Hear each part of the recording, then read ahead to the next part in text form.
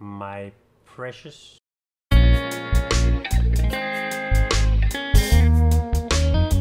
Hey dudes, aujourd'hui je vais vous révéler 6 trucs à savoir sur les anneaux.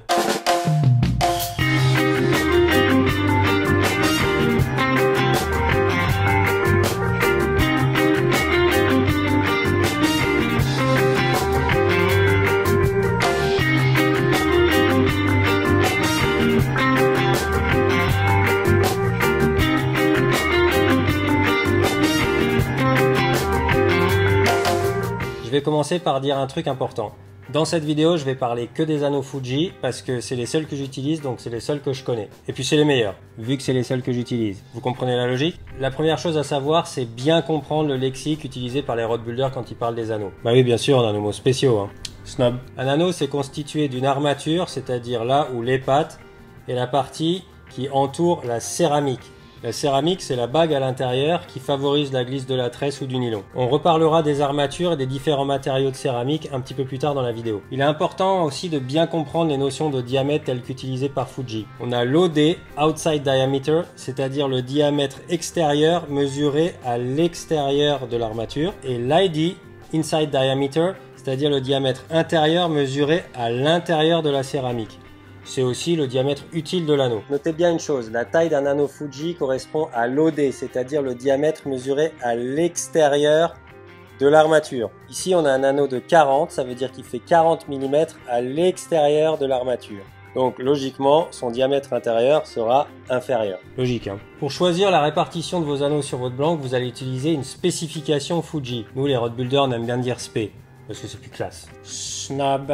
La spécification, c'est un document qui vous donne les mesures d'espacement entre vos anneaux depuis le tip top, l'anneau de sillon, jusqu'au dernier anneau avant le moulinet, le fameux stripper. Restez jusqu'au bout parce que je reviens sur les spécifications à la fin de cette vidéo. La deuxième chose à savoir, c'est les détails des armatures. Il vous a pas échappé qu'il y a des anneaux qui ont qu'une seule patte, les monopattes, et des anneaux qui ont 2 pattes, les bipattes. La règle en général, c'est que les anneaux qui supporteront le plus d'efforts auront 2 pattes. Logique, hein, 2 pattes plus solides. On a tout à fait le droit de mixer des monopattes et des bipattes sur la même canne. Par exemple, les anneaux du tunnel, les 4 ou 5 petits anneaux avant le sillon, pendant le combat, ils sont quasiment alignés avec la ligne.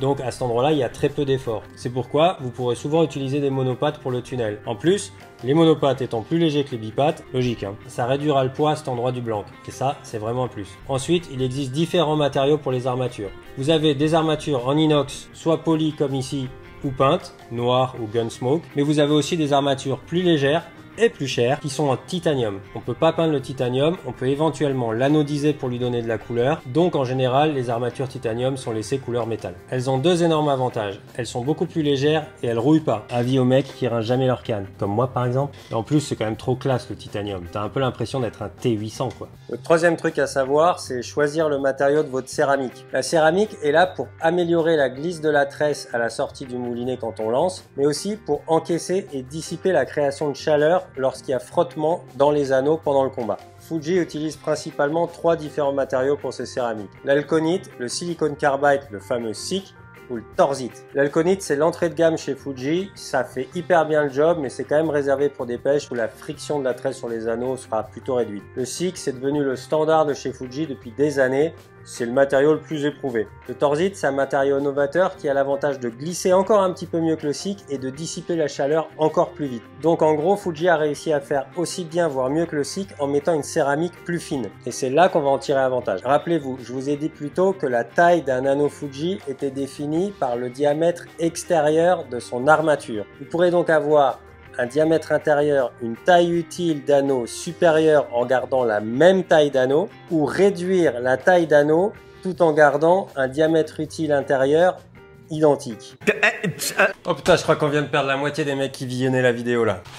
Audience retention, bye bye. Dans tous les cas, vous gagnerez du poids et c'est là la clé. Le quatrième truc à savoir, et celui-là je l'aime bien, vous n'êtes pas du tout obligé de suivre les spécifications Fuji pour faire une canne qui marche. Un truc du style, il n'y a pas de règle dans le road building, ça vous dit quelque chose? Une bonne répartition des anneaux va optimiser la distance de lancer en favorisant la glisse de la tresse à la sortie du moulinet, mais aussi garantir la bonne répartition des efforts sur le blanc pendant le combat. Alors je sais, tout le monde veut lancer le plus loin possible, de l'autre côté de la rivière, pour accrocher son leurre dans les arbres de la berge en face. Mais si on se posait d'abord la question de savoir savoir si on a vraiment besoin d'optimiser la distance. Par exemple, quand vous pêchez au jig ou en vertical, vous lancez pas. Alors l'optimisation de la distance, c'est clairement pas votre priorité. Les spé Fuji, c'est des très bonnes références. Vous pouvez vous en inspirer, mais vous pouvez aussi complètement inventer les vôtres. Ça dépend du temps qu'on veut se donner pour monter sa canne. Moi, par exemple, j'aime quand ça va vite. Donc, je me réfère au spé Fuji. Mais si je veux faire une canne pour impressionner les copains et lancer plus loin qu'eux, je vais y passer du temps et je ferai des essais. Je vous mets dans la description de la vidéo la spécification que j'ai utilisée pour une de mes cannes, le Blanc Rain Shadow SW967.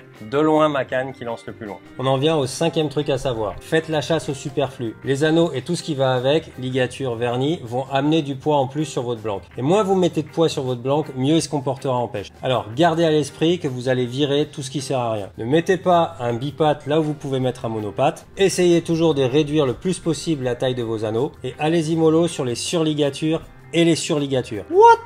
Je crois qu'il est évident que j'ai tenté de dire sous-ligature puis surligature là. Vous voulez le conseil de pro du jour? Eh les gars, conseil de pro. Les surligatures, ça sert à rien. Sixième truc à savoir, les anneaux, ça se change facilement. Je l'ai dit dans une vidéo précédente, gardez votre fric pour acheter des blancs et des anneaux. Alors voilà, priorité pour le blanc. Si vous n'avez pas assez de sous pour vous acheter une rampe en titanium torzite pour votre nouvelle canne, ne sacrifiez pas la qualité du blanc. Achetez des anneaux moins chers, kiffez de pêcher avec un blanc de l'espace pendant une saison, tondez les pelouses de vos voisins pendant l'été et changez vos anneaux pour la prochaine saison. Ok, ce sera tout pour aujourd'hui. Ceux qui ont suivi jusqu'au bout, je vous remercie de votre bravoure. Si vous avez aimé cette vidéo, dites-le, abonnez-vous pour n'en rater aucune. Je poste une vidéo de road building tous les lundis. Alors à la semaine prochaine et en attendant, build rods.